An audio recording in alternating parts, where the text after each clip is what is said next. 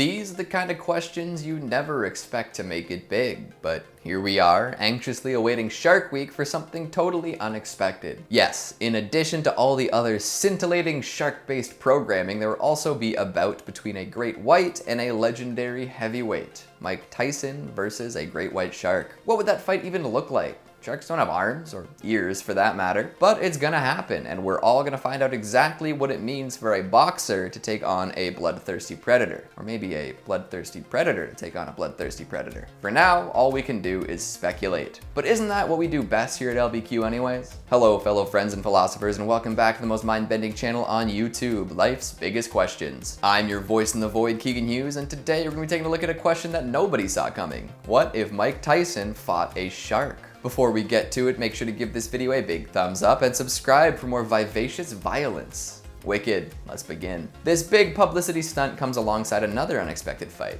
Mike Tyson versus Roy Jones Jr. Both boxers have not entered the ring in some time, and the fight is admittedly a little odd. In fact, many folks are stepping up and asking the fighters step down. A fight between two men in their 50s doesn't seem like a safe thing to go through with, does it? Especially considering the especially brutal fights that have occurred in both their careers. I suppose that's besides the point now, though.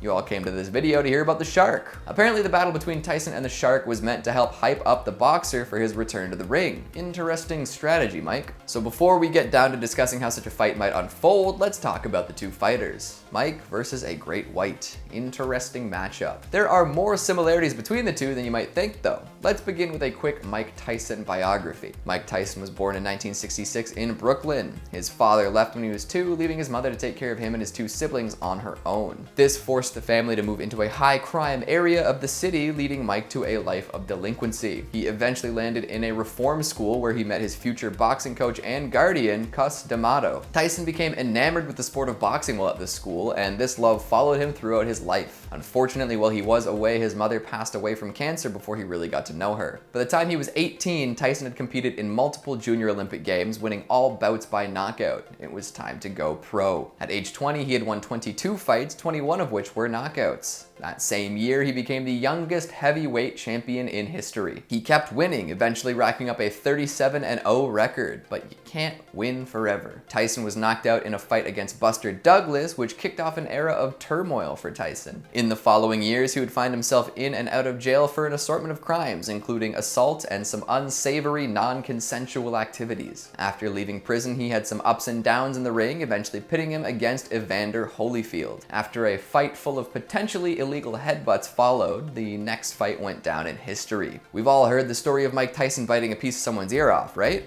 Well, in a revenge plot to get back at Holyfield for throwing some headbutts, Tyson bit a chunk clean off, leaving it in the ring. By 2005, Tyson had retired. From boxing, that is. He wasn't known for managing his money all too well, so he needed some supplemental income.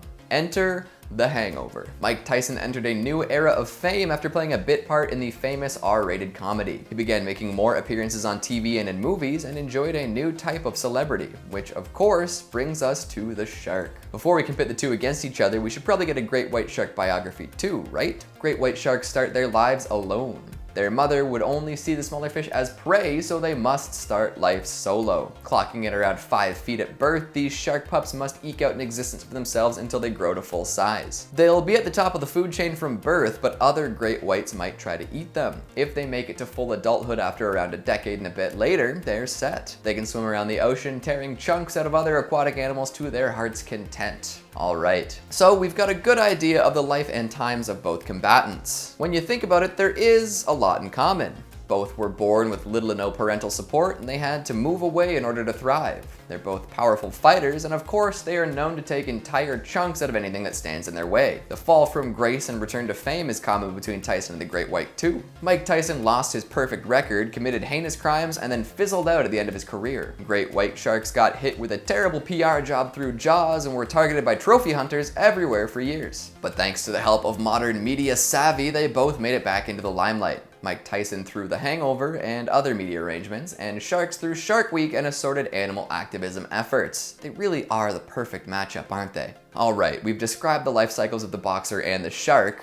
Now we can get to the fight itself. Ring 10 bells for that one and so on. One has to wonder though, how the heck are a grown man and a shark supposed to fight? Like, would it be out in open water, or is it a cage match? We've all seen shark cages before, but usually the human stays inside while the shark swims around the perimeter. If you were to lock Mike Tyson and a shark in a small cage, I'd have to bet on the shark. I suppose Tyson could punch it, but how much weight can you put behind a punch while underwater? Punches don't travel well when surrounded by liquid. I mentioned open water before, and that would be a cakewalk for the shark. I doubt any human would come away with their life if a great white was tracking them down in ocean water. This is not looking good for Mike, no sir. I suppose the wind conditions might be changed, with each combatant having to do something different. You can't expect a shark to abide by the rules of boxing. Looking at the press release, we get a few more details. Tyson and the shark will be squaring off underwater for the purpose of scientific research, announced by Michael Buffer. The scientific research part makes me think that the two fighters may be attempting to outperform each other while doing specific tasks, not actually fighting one-on-one. And from the quotes we're getting from Tyson, it doesn't seem like he's looking to get injured. This, like we mentioned earlier, is sort of a warm-up event for the actual fight later this year. Tyson says, "I equate this with overcoming my fear of getting back into the ring at 54 years old. I learned from this experience doing Shark Week that whatever intimidates me, I am still able to step up to the challenge of overcoming anything that would prevent me from accomplishing my life's mission of reaching my highest potential in life and bringing me closer to God." Most folks looking to fight a shark might expect to sustain some damage, pulling them away from their highest potential. But Tyson seems confident that he won't have a chunk torn out of him. Maybe he'll go at the shark teeth first. In the end, if Tyson were really to fight a shark, it's unlikely that he'd leave in one piece. An adult great white shark can weigh anywhere between 520 and 1100 kilograms and tend to be over 4 meters long. Mike Tyson weighs 99 kilograms and is 1.8 meters tall. The size difference in conjunction with the water-based ring makes me think that this is a one-sided fight. But boy, wouldn't it be interesting to see a 54-year-old boxer swing at a great white while wearing some boxing gloves? You know, maybe there is something to the idea that you can scare off a shark by punching it in the nose. Everyone's got a plan until they get punched in the mouth, right? Just mind the teeth. So what do you think? Will the fight be an actual fight or something goofy cooked up by the Discovery Channel? Should Mike Tyson be getting back in the ring? Should we have accepted him back after his prison sentences? Make sure you let me know down in the comments. Speaking of comments, let's take a look at some of your more impetuous ones from What is Randonautica? Named Yukine says, top 10 SCPs that could change the world. Number 1.